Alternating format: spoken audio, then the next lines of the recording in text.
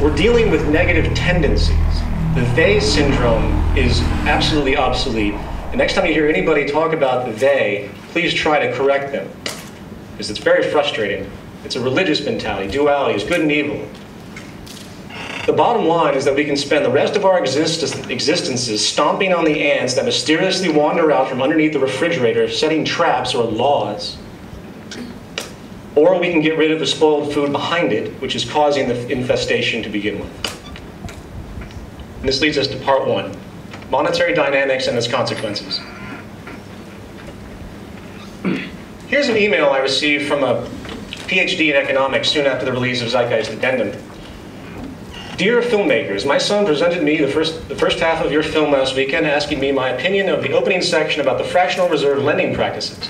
I'm a PhD certified economist of 12 years and teach macroeconomics.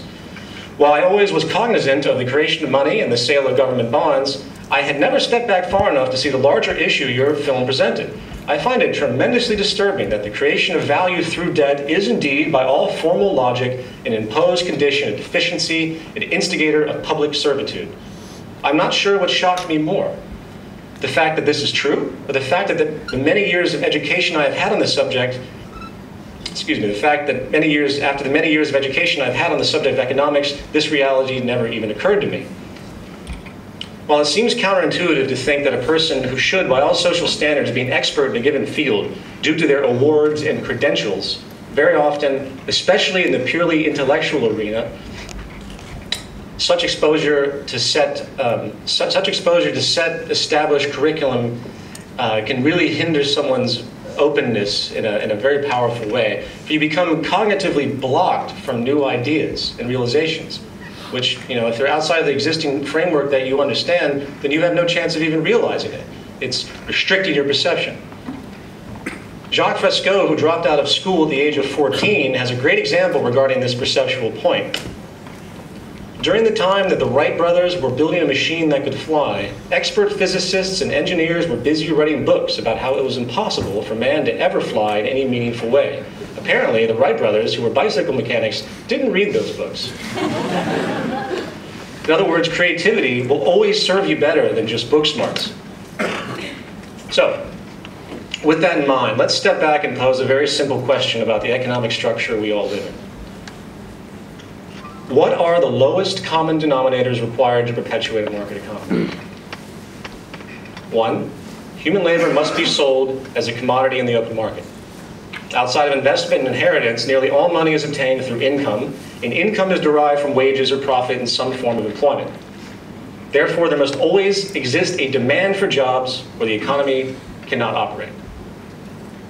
2, money must be continuously transferred from one party to another in order to sustain so-called economic growth. This is done through constant or cyclical consumption by virtually everyone in society. Jobs are entirely contingent upon demand for production in some form. If there is no demand for goods and services, then there will be no demand for labor, and hence financial circulation would stop. These are two various important points. Needless to say, these two aspects of the system, which of course are intimately connected, are absolutely paramount to the functionality of the system, the financial system. If either one of them were substantially hindered, the integrity of the economy would be seriously compromised or possibly be made entirely obsolete. So given this reality, let's now hypothetically consider some variables which could put these mechanisms in jeopardy. In the first point, labor sold as a commodity in exchange for money.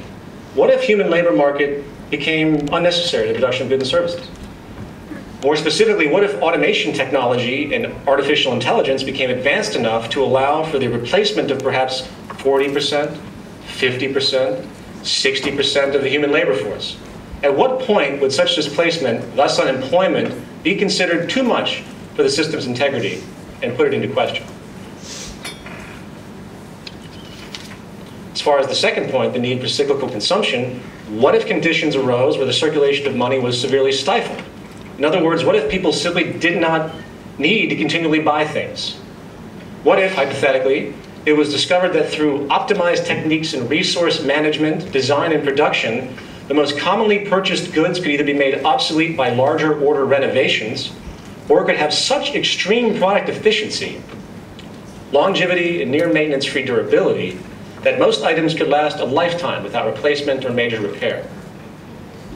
Of course, this exact idea couldn't be applied to perishable items such as food, but following the same train of thought, what if the cultivation and production of food was in such ease and abundance, through technology obviously, that the supply and demand equation made the value of such items utterly negligible? To put these points in a different way, let's consider the economic idea of a theory of value. Everything in society theoretically is given a value based on two considerations: the scarcity or availability of the materials used, and the amount of human labor required to produce a good or service.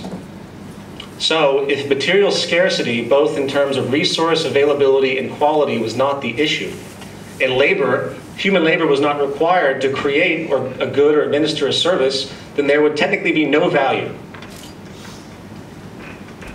Well, as most of you in this room probably already understand, one of the greatest realizations of Jacque Fresco and the Venus Project, which should be one of the greatest realizations for the whole of humanity at this point in time, is that neither of the scenarios presented are hypothetical. Human beings are indeed being replaced, becoming obsolete, in other words, in the labor force due to advancements in production technology.